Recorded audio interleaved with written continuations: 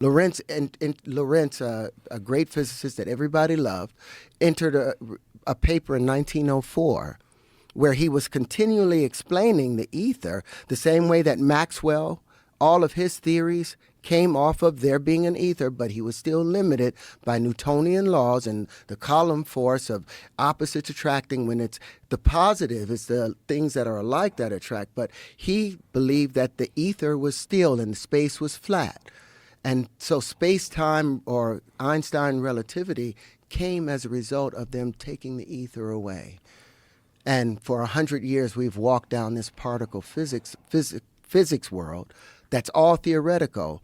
And here I've patented these wave conjugations that is the ether, is the contraction of the ether and the expansion of it. So you have a sun. And how does the sun give birth to these planets? The same way we defecate and have gas. Like Jupiter's, that red spot on Jupiter, that's spinning on it, that's going to become a moon. It may take a billion or 2 billion years. That will ultimately become a moon off of Jupiter, because we are all connected on this ether, and that waveform that's the consciousness. We are all just one great being. Yeah.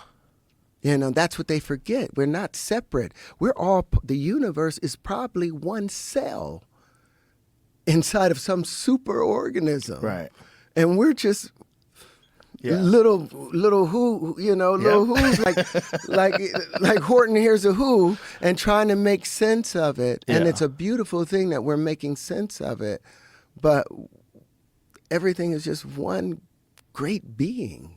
We're all God came to life. But if you look at the Brownian effect, what is breathing? Going from positive to negative. And they see all these, even the plastic that makes these things up are still going from, it's still carbon, polarizing from positive to negative.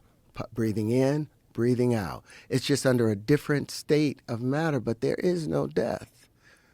There's no death. Everything's eternal. And once we get rid of the idea, okay, you're going to die and disappear, then they don't have any grasp over you anymore. And to be free, the truth will set you free.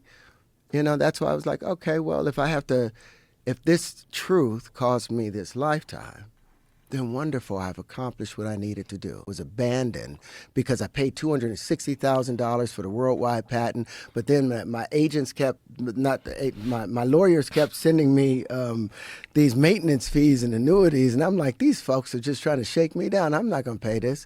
Well, a year later, if you would pull up my World of Windows patent, I think it's one of the first patents up there, I want you to see where your AR/VR world came from. And you look at the list of companies that has cited, and didn't just cite it, they built their entire AR/VR world off of my World of Windows patent.